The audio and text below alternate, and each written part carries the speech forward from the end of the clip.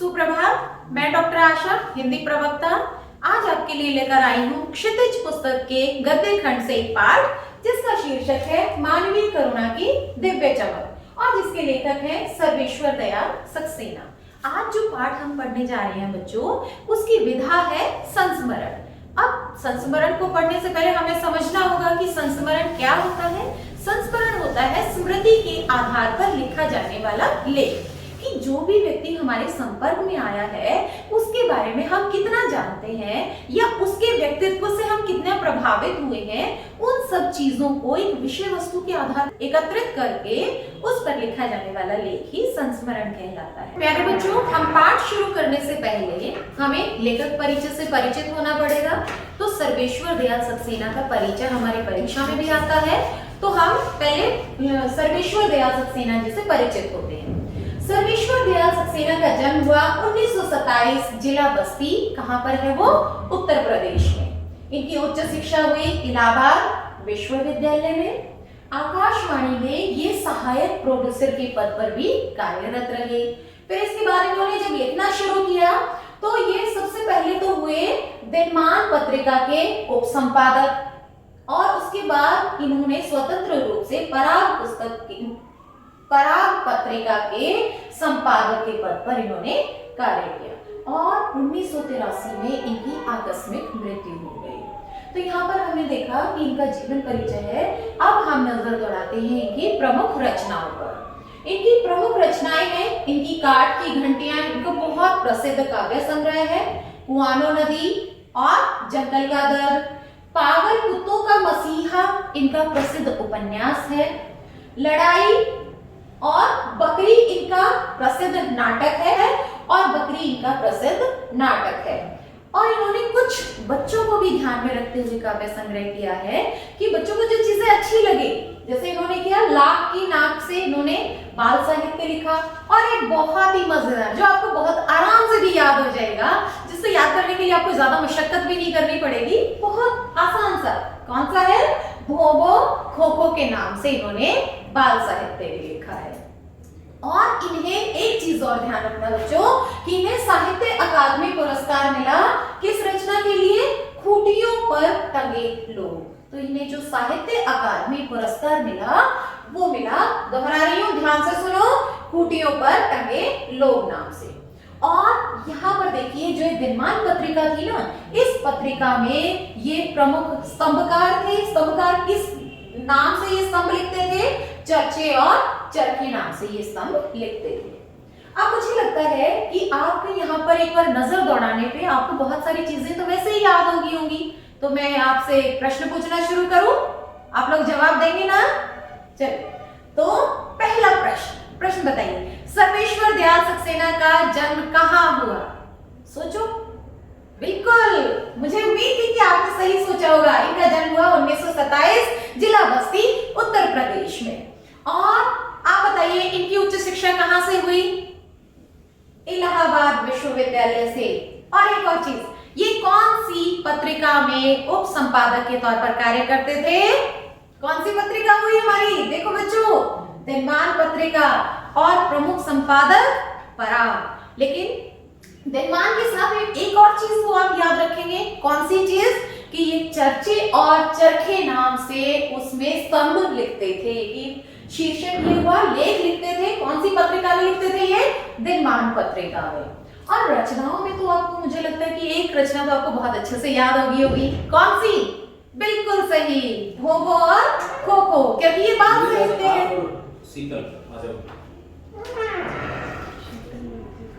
क्योंकि ये बाल साहित्य है और बाल साहित्य तो बहुत जल्दी याद हो जाता है। तो लाख की नाक और भोबो और खो-खो इनका बाल साहित्य लिखा गया। और ये वाला भी मुझे लगता है बहुत अच्छे से याद हो गया होगा। बकरी क्या है उनका? नाटक।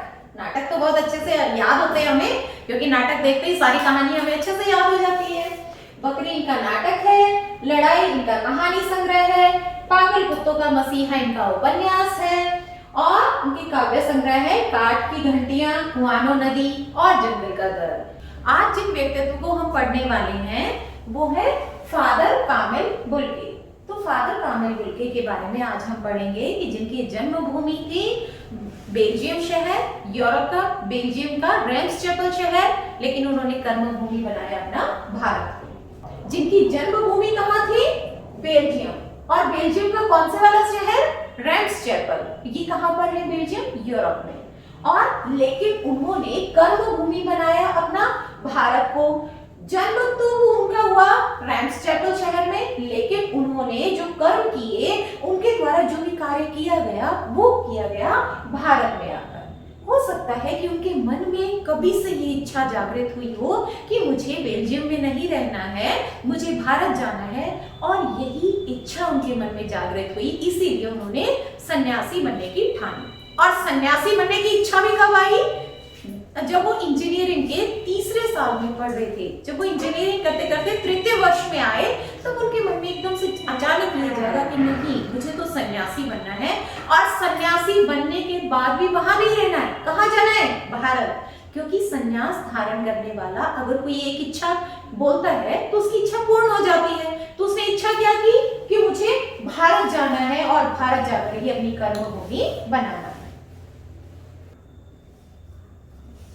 तो सर्वेश्वर दयाल सक्सेना जी क्या कहते हैं कि एक ऐसा व्यक्ति, कौन? फादर कामिल बुल्के, कि जिसकी रगों में दूसरों के लिए हमेशा मिठास भरी रहती है, उसके लिए ईश्वर ने जहर का विधान क्यों किया? लेखक ने ऐसा क्यों कहा?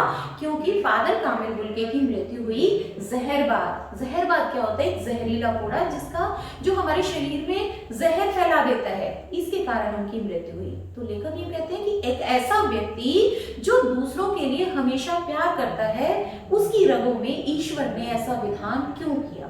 तो फादर कामिल बुल्के दिखते कैसे हैं?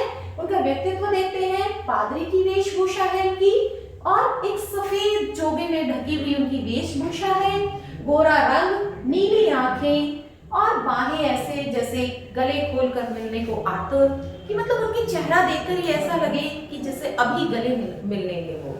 और इतनी ममता, इतना अपनत्व एक व्यक्ति में कहां से आता है? लेखक इसी चीज को देखकर बहुत हैरान है। और उनके व्यक्तित्व की एक और विशेषता लेखक बताते हैं कि उन्हें कभी भी क्रोध में नहीं देखा। हाँ, आवेश में जरूर देखा है। मतलब किसी भी चीज को वो पढ़ते, सुनते, उसमें जो सुधार करना होता, बहुत आवेश के साथ अपने मित्रों के साथ या जो लोग उनसे जुड़े हुए हैं उनसे वो जरूर ही उस चीज को साझा करते थे। तो अब देखिए यहाँ पर ये हुआ कि उनके मन में साल के इंजीनियरिंग के तीसरे साल में जब वो आए तो उनके मन में इच्छा जागृत हुई सन्यास लेने की। अब मैंने बताया था कि सन्यास लेने वाला कोई भी एक इच्छा अपनी बता सकता है। तो इच्छा उन्होंने क्या बताई कि मुझे भारत जाना है, और जो इच्छा होती है उसे माना भी जाता है। तो वो भारत में आए।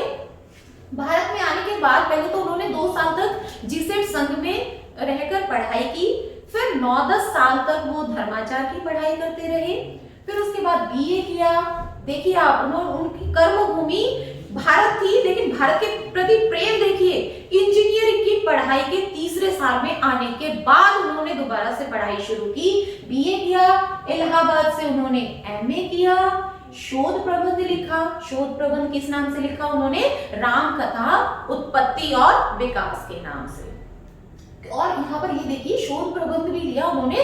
भारतीय संस्कृति से परिचित होने वाले उस पात्र को उन्होंने चुना। कौन है पात्र? वो प्रमुख पात्र श्री राम। श्री राम को ही उन्होंने अपने शोध प्रबंध का प्रमुख विषय बनाया। और उसी शोध प्रबंध के कुछ अंश परिमल नामक पत्रिका में भी पढ़े गए, क्योंकि ऐसा था कि जो उन्होंने लिखा वो लोगों तक पहुंचाना भी जरूरी था। तो परिमल एक ऐसी पत्रिका थी जो लोगों तक उस चीज को पहुंचा रही थी।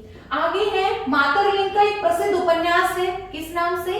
ब्लूबर्ड से, जिसका हिंदी में अनुवाद किया उन्होंने नील पंछी नाम से।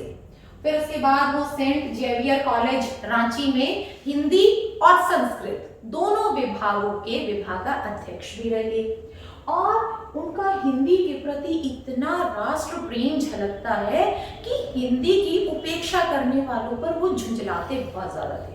उन्हें लगता है कि जब हम हिंदी भाषी ही अपनी हिंदी के प्रति प्रेम को नहीं जाहिर करेंगे तो दूसरे कौन जाहिर करेंगे? दूसरे कौन उन्हें हिंदी को प्रेम को अपनाएंगे? और इसी चीज पर ही उन्हें बहुत बार झुंझलाते हुए देखा भी गया है। तो प्यारे बच्चों, हमने यहाँ पर पाठ पढ़ा। पाठ को बहुत ही आसान भाषा में एक सारांश रूप में हमने पढ़ा और मुझे पूरी आशा ही नहीं, पूरा विश्वास है कि आपको ये पाठ अच्छे से समझ में भी आ गया होगा। अब हम क्या करेंगे कि हम प्रश्नों को समझेंगे, प्रश्नों को रट्टा नहीं लगाएंगे। अगर आप प्रश्नों को समझकर उसके आधार पर अपने शब्दों में उत्तर लिखते हैं तो इसके दो फायदे, एक तो आपको रट्टा नहीं मारना पड़ेगा, दूसरा आपकी रचनात्मक क्षमता का विकास होगा, आपका रचनात्मक कौशल निखरेगा। तो इसलिए हम प्रश्नों को हमने प्रश्नों को समझेंगे लेकिन रट्टा नहीं मारेंगे। तो यहाँ पर आज मैं आपके सामने कुछ ऐसे प्रश्न दोहराऊंगी जिनको दोहराने के बाद आपको लगेगा कि हमें लेखक परिचय तो याद करने की आवश्यक्ता ही नहीं। अगर हमने वो प्रश्न ध्यानपूर्वक सुन लिए तो हमें रट्टा मारने की जरूरत नहीं। तो पहला प्रश्न क्या है कि लेखक सर्वेश्वर दयाल सक्सेना जी का जन्म कब और कहाँ हुआ? सोचो बच्चों, इनका जन्म हुआ सन 1927 जिला बस्ती उत्तर प्रदेश में ना, क्योंकि ये दोनों प्रश्न ही परीक्षा की दृष्टि से बहुत महत्वपूर्ण है और बार बार ये प्रश्न आपके दोहराए भी गए हैं कि फादर कामिल बुल्के कितने साल तक जीवित रहे, मतलब उनकी आयु क्या थी, और दूसरा प्रश्न है कि फादर कामिल बुल्के भारत में कितने साल तक रहे। तो आपको दोनों याद रहेंगे ना बच्चों? कौन कौन से? कि फादर कामिल बुल्के की उम्र थी 73 वर्ष और वो भारत में कितने साल रहे? 47 वर्ष तक रहे। फादर कामिल बुल्के की मृत्यु किस कारण से हुई? पाठ में बताया था ना मैंने कि जिसकी रगों में दूसरों के लिए मिठास भरा अमृत हो, उसके लिए ईश्वर ने जहर का विधान क्यों किया? तो मतलब उनकी मृत्यु हुई जहरबाद से। और शब्दार्थ की दृष्टि से देखिए, जहरबाद का अर्थ क्या होता है? जहरीला कूड़ा, जिसका जो जहर हमारे पूरे शरीर में फैल जाता है। तो फादर कामिल बुल्के की मृत्यु हुई जहरबाद से।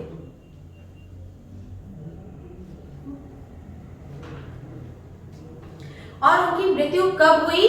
1982। अगर दिनांक पूछी जाए तो 18 अगस्त 1982, और अगर आपसे सिर्फ वर्ष पूछा जाए तो 1982 में उनकी मृत्यु हुई। फादर को याद करना किसके जैसे है? मतलब फादर को जब हम याद करते हैं, लेखक ने यहाँ पर कहा है जब उनकी मृत्यु हो गई तो उनको याद करना, मृत्यु के बाद याद करना उनको एक उदास शांत संगीत के सुनने जैसा है। कई बार हमारे ये जो दीर्घ उत्तरात्मक प्रश्न आते हैं उसमें भी प्रश्न आता है कि फादर को याद करना उदास शांत संगीत जैसे क्यों है? क्योंकि जब हम उदास होते हैं और एक शांत संगीत को जब हम सुनते हैं तो हमें एक अलग सा अनुभव होता है, एक अलग सी मानसिक शांति हमें प्राप्त होती है। तो इसीलिए फादर बुल्के को याद करना एक उदास शांत संगीत सुनने जैसा है। एक और बच्चों बहुत ही महत्वपूर्ण प्रश्न और जो आपकी परीक्षा में भी पूछा जा चुका है और बार बार पूछे जाने की संभावना है। एक शब्द मैं आपको बार बार बता रही हूँ कि फादर बुल्के। अब यहाँ पर एक प्रश्न है कि फादर बुल्के का पूरा नाम क्या है? देखिए बच्चों क्या लिखा हुआ है यहाँ पर? फादर कामिल बुल्के। तो ये प्रश्न पूछा जाएगा कि फादर बुल्के का पूरा नाम क्या है? फादर कामिल बुल्के।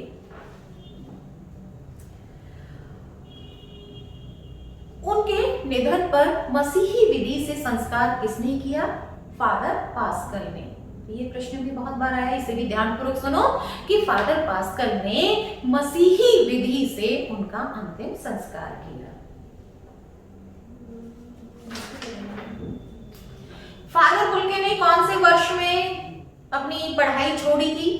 बताओ, सोचो। आप थोड़ा सा पीछे जाइए, अपने सोचिए। आप एक बार क्या बताया था मैंने कि जब वो बेल्जियम के रैम्सचैपल शहर में इंजीनियरिंग के तीसरे साल में थे तब उन्होंने अपनी पढ़ाई छोड़ दी और कहाँ आने का मन बनाया?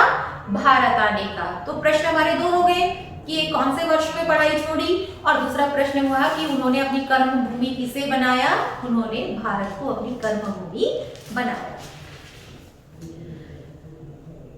एक और अच्छा सा प्रश्न उनके परिवार से संबंधित कि फादर बुल्के के कितने भाई थे? उनके 2 भाई थे।